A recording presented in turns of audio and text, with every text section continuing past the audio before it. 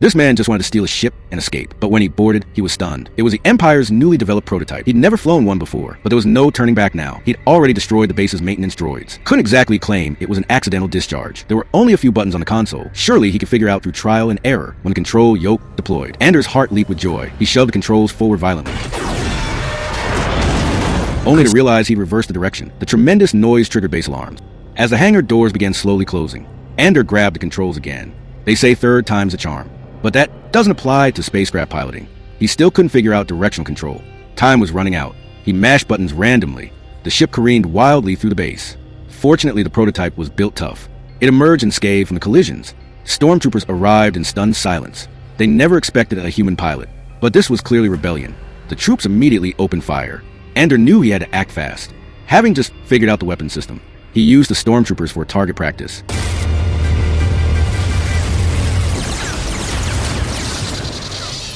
After the skirmish, the hangar doors had sealed completely. How would he escape now? Suddenly a red blip appeared on radar. Andor barely dodged the incoming rocket. A surviving trooper had taken position. As the trooper reloaded his launcher, Andor activated the ship's laser cannons. Despite perfect targeting, the controls suddenly went dead. The earlier collisions must have damaged the circuitry. The trooper raised his rocket launcher again. Andor had no choice but to keep trying. The laser cannon's power surprised him, giving him an idea. Multiple cannon bursts, combined with turret fire, could blast an exit through the wall. Andor escaped the base, but still hadn't mastered takeoff. The ship scraped along a cliff edge. Worse still, 2 new blips appeared on radar. His antics had drawn attention. Imperial patrol ships approached. As lasers nearly hit him, Andor finally discovered the lift controls. Though his flying remained erratic, the ship bounced through canyons like a bumper car. The prototype's armor proved impressive. Even pursuit lasers couldn't penetrate. As he maneuvered through obstacles, Andor gradually gained control, now to lose his pursuers. Spotting a narrow tunnel ahead, he fired concussion missiles.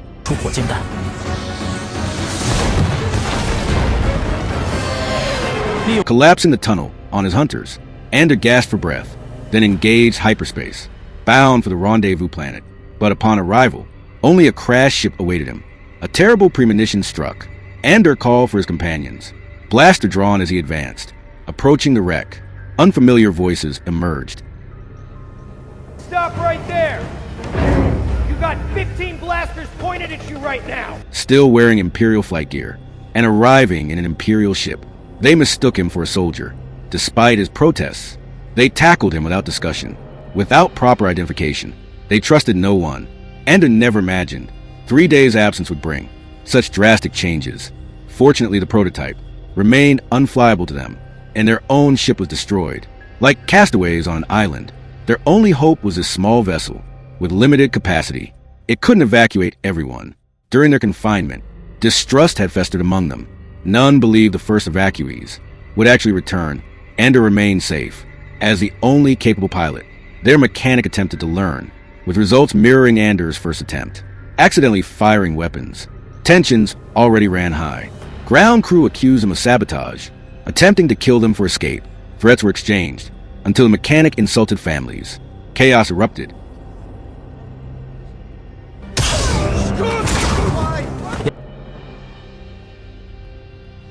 Andor tried fleeing during the fight, but was immediately caught, with the mechanic dead. He became their sole hope for escape. Meanwhile, the Empire barely noticed the missing prototype. Their attention fixed on Planet Gowan, famous for spider silk textiles. The spiders produced ultra-strong silk, thanks to unique planetary minerals, which were perfect for Death Star coatings. The Empire planned manufactured plagues to drive natives off-world. If that failed, military force would suffice. And you've been selected to help plan for that possibility. The man hacked open an alien pumpkin, though the fruit clearly looked rotten. Starvation left no choice. He forced himself to swallow the foul meal. In this dense primordial jungle, even armed men hesitated to hunt unless absolutely necessary. One never knew what terrifying. Alien creatures lurked beneath the canopy. Days earlier, their ship had crashed here. They had captured an Imperial pilot, but his vessel was too small to evacuate everyone. Arguments over evacuation order turned deadly within hours. Survivors split into 2 factions. One group occupied the wreckage, enjoying preserved ship rations, while holding Andor hostage. The other camped by the Imperial shuttle. Though none could pilot it, forced to scavenge rotten jungle fruits for survival. Tensions between groups grew unbearable. Desperate for food, the shuttle group's leader devised a plan to manually rotate their ship.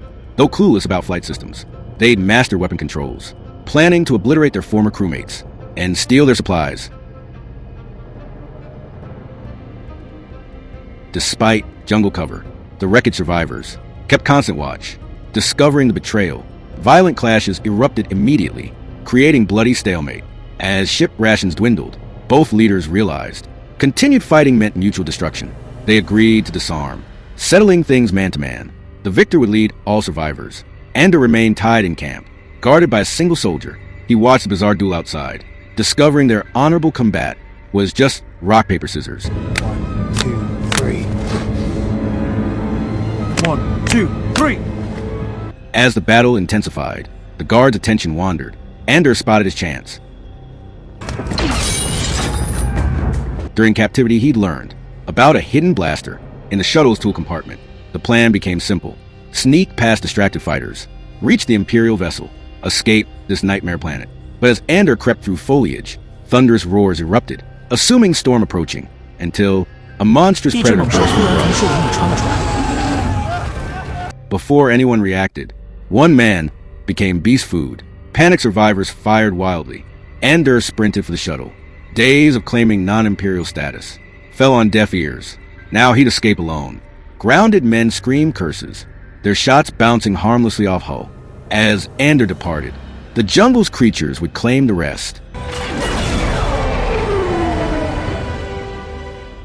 The girl claimed to be a repair technician, but the Imperial officer twisted her words. Repair is repair.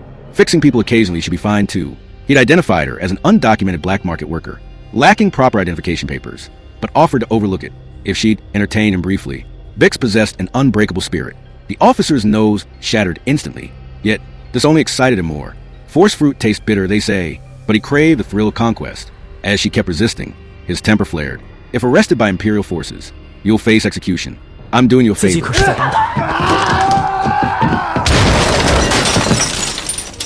Bix nearly lost consciousness.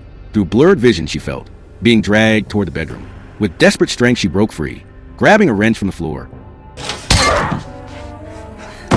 The officer's scream alerted guards outside the door.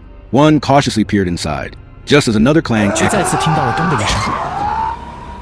He shouted for his commander while calling nearby patrols. Mustering courage to enter, he found his superior, in no condition to walk out alive. You've got 5 seconds to show your face before I turn the cannon on that shack. He tried to rape me. But explanations proved futile. Bix's only hope now lay with Andor light years away. Having stolen a TIE fighter, after barely learning to pilot it, he accidentally activated the hyperdrive while fixing comms. When finally reaching Luthen, Andor unleashed his fury. Faulty intelligence nearly got him killed at the Imperial base, then stranded him in deadly wilderness. Now, he just wanted home, but contacts warned against returning. Morlana 1 was locked down. Going back meant suicide. Andor ignored the warnings. Flying an Imperial craft provided perfect camouflage if he stayed cautious. Their lax military wouldn't notice. Without waiting for approval, he jumped to Morlana's system. Meanwhile, as the guard drew his blaster, or returned from saying goodbye, caught between two attackers, the soldier fell to Bix's shot. Crisis temporarily averted, but their ally Bree wasn't as fortunate. Captured by stormtroopers, he knew his fate, so accused villagers of betrayal to protect their innocence. When reinforcements arrived, they split forces to pursue Bix, just as Andor's ship descended. His missile struck the troop transport.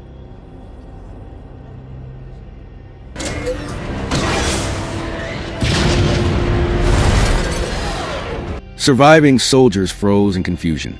An Imperial fighter attacking us? During the distraction, Bree escaped into wheat fields. Andor's strafing runs turned ground troops into target practice. A misplaced rocket hit granaries, but achieved the same effect, burying enemies under grain. With threats neutralized, Andor spotted heartbreaking scenes. Bree lay mortally wounded, landing too late.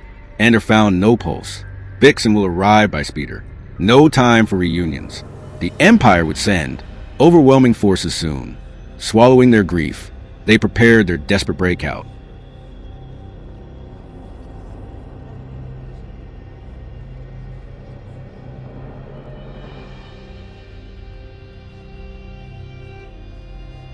This is an antique banquet attended by the elite of the Empire. Don't be fooled by this alien's pig-like hooves. He's a top-tier expert in antique appraisal. But what he didn't expect was that the antique dealer in front of him, Lusen, was actually the Empire's #1 rebel spy. They had hidden a listening device inside one of the antiques. But the Empire suddenly grew suspicious and decided to conduct a full sweep of the exhibition hall. If the bug was discovered, Lusen would instantly go from renowned businessman to top wanted criminal. So, using the banquet as cover, they had to dismantle the listening device right under the Empire's nose. Luckily, the exhibition hall was filled with antiques. While Lusen distracted the Imperial officials with antique history lessons, Kreia immediately began his operation. He even roped in an undercover officer from the Empire to serve as cover. This is do or die, Lonnie, so move to your left. What were you going to do if I wasn't here? Anything I had to.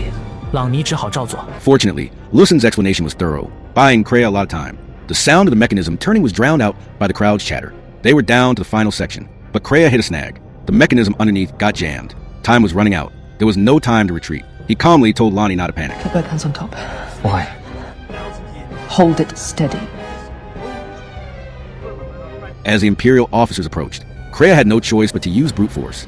Blood began seeping through his fingers. If he couldn't remove it now, they'd have to prepare for a quick escape. Indian Codex. Finally, it was time to inspect the antique that held the bug. Legend says that people on a certain planet were born without sight and relied solely on touch to perceive the world. So their writing system was all braille. When you touch the words on their codex, you can feel the history of their world flowing beneath your fingertips. A few hours later, Kreia pulled the mission target from his pocket. This little device had caused him so much blood loss, he'd definitely be asking for a raise. But compared to the Empire's internal espionage, the rebel forces on the outskirts were far more direct. In an attempt to hijack an Imperial transport, they had planted electromagnetic bombs on the route. With a loud boom, the transport vehicle immediately lost power. From a rooftop, Zynga sprang into action, landing gracefully and planting a bomb on the vehicle. Before the driver could send a distress signal, he was rendered unconscious by an electric shock. The rest was much simpler. Now, it was a race against time. They had to seize as many supplies as possible before Imperial reinforcements arrived. Cargo crates would slide down through a drainage chute, where other rebels waited to load them into a getaway truck. The plan was going smoothly. Even the Empire thought so, because they had actually planted a spy among the rebels. Their lack of defense was intentional, because one of the crates held a tracking device. The Empire planned to trace it back to the rebels' secret base and wipe them out in one go. But even though night had fallen, there were still plenty of bystanders nearby. Imperial guards usually tried to shoo them away, but they couldn't always avoid troublemakers. One soldier got into an argument with a muscular passerby. In desperation, he drew his weapon, only to be mocked for holding a toy gun. The argument quickly escalated into a brawl. Gunshots rang out. A figure collapsed into a pool of blood. Who would have thought the Valkyrie of the rebels? Zynga would fall this way? Even a small skirmish is still a battlefield. History has recorded many generals killed by friendly fire. Perhaps out of guilt, the burly man carried Zynga's body and joined the rebel forces. While everyone grieved, Andor was on the move to end Bix's years of nightmares. The two of them infiltrated the Empire Tower without permission, their target. The doctor who once experimented on rebel prisoners. Bix placed a mask over his face and wired him up with a current triggering device. The torment he had endured back then, he now returned in full. Revenge, electric and brutal. Bix calmly walked out of the building afterward. Even when confronted by a guard, he coolly drew his gun. There was no fear left in him. Outside, Andor followed in silence. A real man never looks back at explosions, but this reckless operation would surely accelerate the Empire's crackdown on the rebels. Every move now would come at a cost, and the war was just getting started. To suppress a civilian protest, this soldier fired a shot right at 4 o'clock. Don't assume he missed on purpose. As long as the gunfire rings out, no matter who fired the shot, the Empire has its excuse for self-defense. The civilians in the square were instantly labeled as terrorists. The soldiers received the order to fire at will, to build a deadly-looking slaughterhouse. The Empire needed the minerals deep beneath this planet, but the Goleman people refused to leave their homeland. So force was the only option left. The resistance fighters hidden among the civilians had no choice but to pick up arms in self-defense. Though the Empire's soldiers had poor aim, they had the advantage in terrain and weaponry. Both sides suffered casualties, but the most terrifying were the snipers on the rooftops. They specifically targeted innocent civilians. The more fiercely the resistance fought back, the stronger the Empire's justification for occupying planet. Andor hadn't forgotten his mission. He quietly assembled his rifle, aiming it at the Imperial officer positioned high above. But due to earlier interference, he couldn't immediately find the right angle to shoot. As the resistance began using incendiary weapons, the Imperial forces suffered heavy losses. The officers in the back watched with satisfaction. Then, heavy combat machines were deployed. The doors of command centers slowly opened. A group of robots marched out with heavy steps. Ordinary bullets had no effect on them, though they carried no other weapons. With just their iron fists, they could easily take human lives.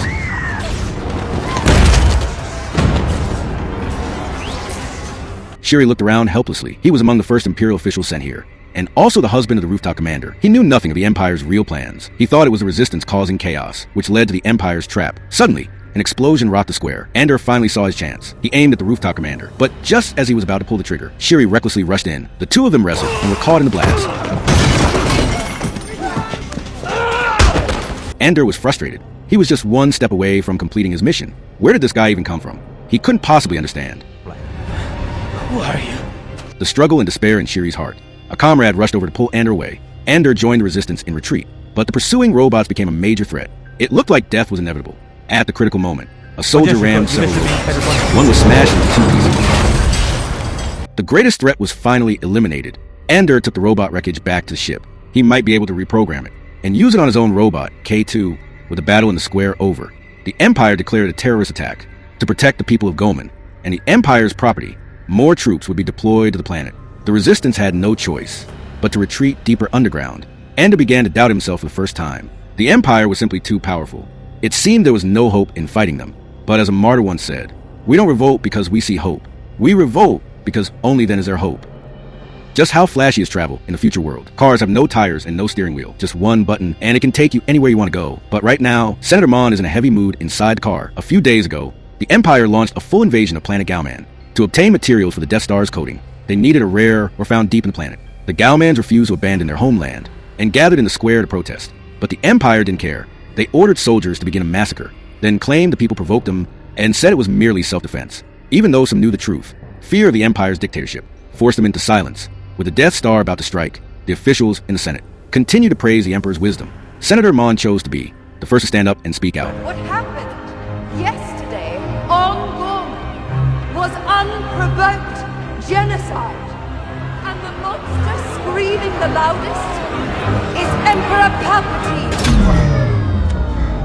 As the power to the chamber was cut off, Senator Mon's speech broadcast was forcibly shut down. But whether his words were right or wrong, in some hearts, the answer was already clear. The Empire's security agents had already begun to act, determined to arrest the traitorous Senator Mon and throw him in prison. Thankfully, the rebellion was also prepared. Andor used a fake identity to sneak into the Senate building. As the first official to publicly oppose the Empire, Senator Mon had become the spiritual leader of the rebellion. As long as he lived, he might unite the scattered rebel factions into one force. After exchanging coded phrases, Andor made contact on the street. Senator Mon's speech had awakened a fire in many hearts.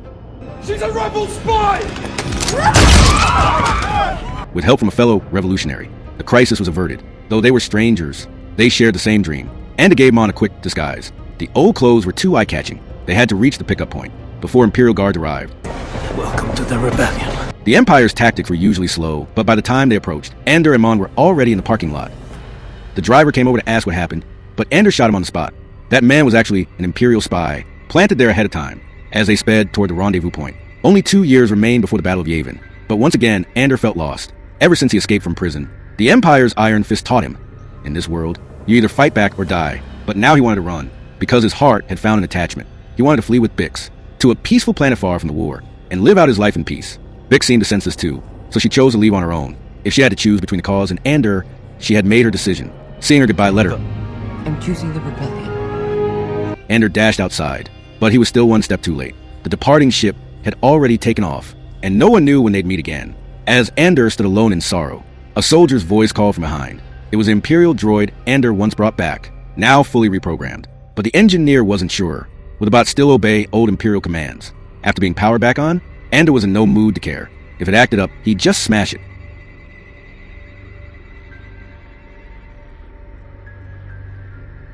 If I've offended you, I apologize. If not, I'd appreciate you pointing that elsewhere. He is taking us to... Quiet! And there's a fresh one if you mouth off again.